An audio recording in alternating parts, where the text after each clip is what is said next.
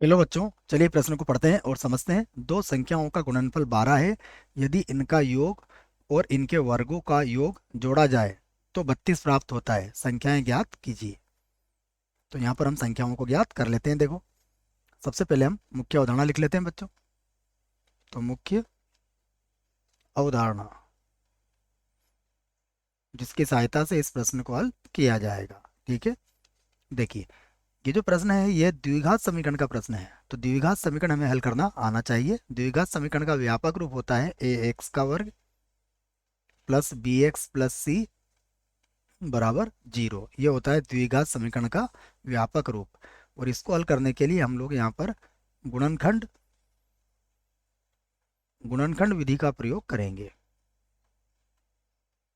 तो ये बात आप यहाँ पर याद रख सकते हैं। उसके बाद अब हम यहाँ पर संख्याओं की बात करते हैं। तो दो संख्याएं दी गई है, तो दो संख्याओं को हम लोग क्या करते हैं, मान लेते हैं। तो यहाँ से मैं इस प्रश्न को बच्चों हल करता हूँ। तो हम लिख लेते हैं, माना माना दो संख्याएं,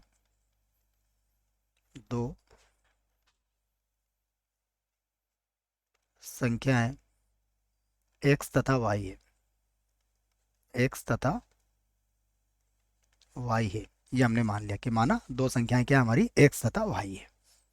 अब हम यहाँ पर लिख सकते हैं प्रश्नानुसार। प्रश्नानुसार, देखिए प्रश्नानुसार, सबसे पहले दोनों का गुणनफल। तो एक्स वाई बराबर कितना है, 12। एक तो ये हो गया। दूसरा कहा गया है कि दोनों का योग, अर्थात एक्स प्लस वाई। उसके बाद इनके वर्गों का योग, अर्थात एक्स का वर्ग प्लस वाई का वर्ग। तो ये किसके बराबर होगा, 12 के बराबर होगा। ये हमें कहा गया है। इसे हम समीकरण 2 बना देते हैं। और अब समीकरण 2 को लेके हल करेंगे। देखिए, अब हल करते हैं हम समीकरण 2 को। तो ये तो एक्स प्लस वाई है, इसे भी हमें एक्स प्लस वाई के बराबर बनाना है। देखो कैसे बनाएंगे, अभी समझाता हूँ मैं आपको। तो एक्स का वर्ग प्लस वाई का वर्ग बराबर कितना है, 12। अब इसके दोनों पक्षों में क्या करो आप, एक दो एक्स वाई जोड़ दो। दोनों पक्षों में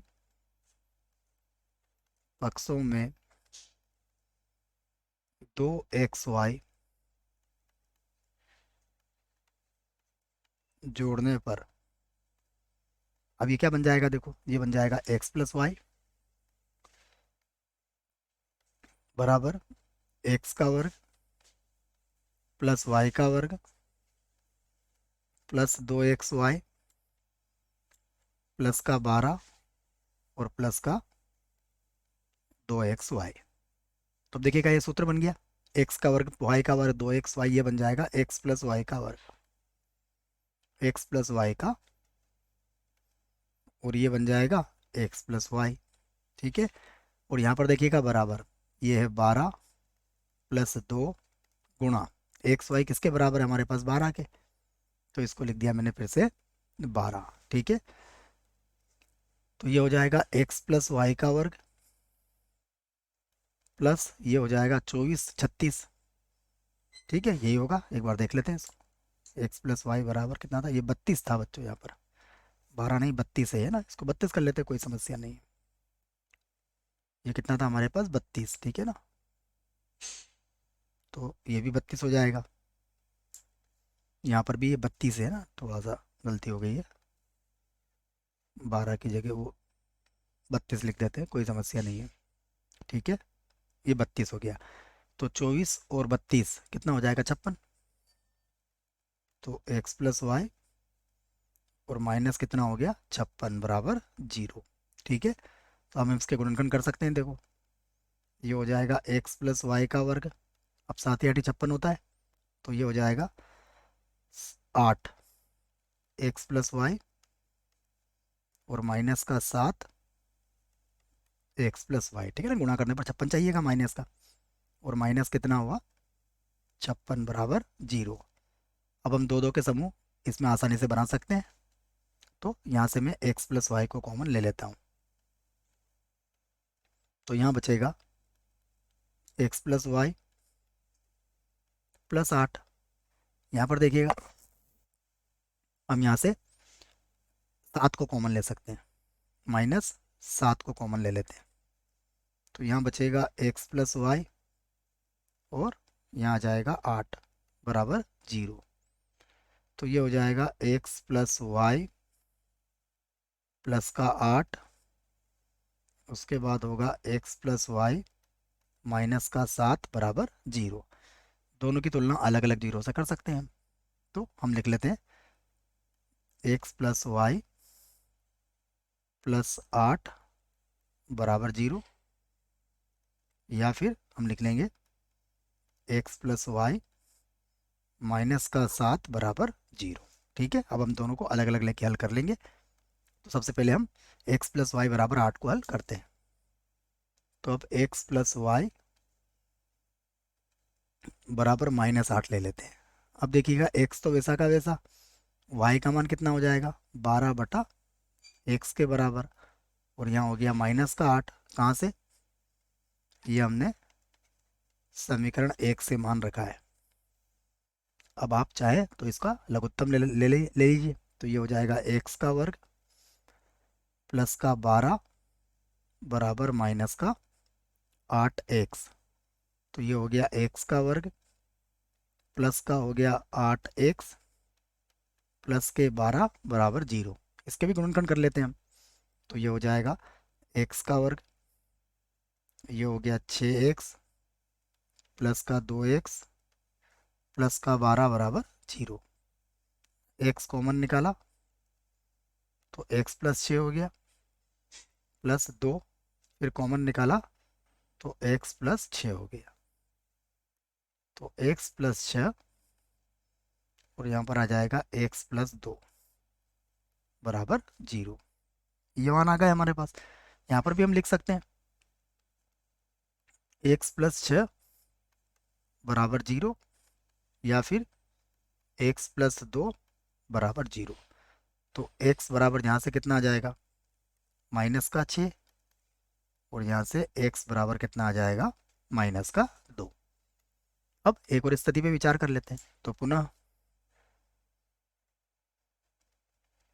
पुनः देखिएगा, अगली स्थिति क्या थी, x प्लस वाई बराबर माइनस प्लस का 7 हो जाएगा। ठीक है, x प्लस वाई बराबर कितना हो गया 7। यहाँ भी यही करो आप, x है तो यहाँ से क्या हो जाएगा, देखिए y का मान 12/x बराबर कितना हुआ 7। तो ये हो गया x का वर्ग प्लस 12 बराबर 7x। तो x का वर्ग माइनस का 7x प्लस का 12 बराबर 0। देखो गुणा करने पर 12 लाना है अपने को, तो 4 और 3 हो जाएंगे इसके गुणनखंड, तो 4x माइनस 3x प्लस 12 बराबर 0।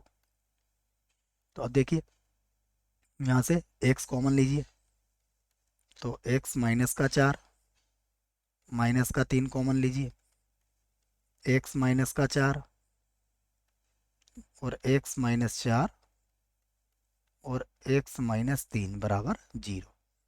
यहाँ से भी आप लिख सकते हैं x माइनस 4 बराबर 0, या फिर x माइनस का 3 बराबर 0। तो x बराबर कितना हो जाएगा, देखिए x बराबर हो जाएगा आपका 4, या फिर x बराबर कितना हो जाएगा 3। ठीक है, अब देखो x का मान यदि 4 रखा आपने, तो y का मान क्या आएगा, y का मान 3, और यहाँ पर y का मान कितना आ जाएगा 4 है ना, बात एक ही है।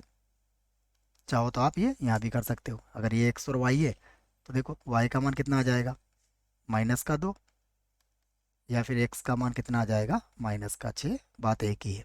हमारे उत्तर दे सकते हैं हम यहाँ पर, अतः अतः दोनों संख्याएं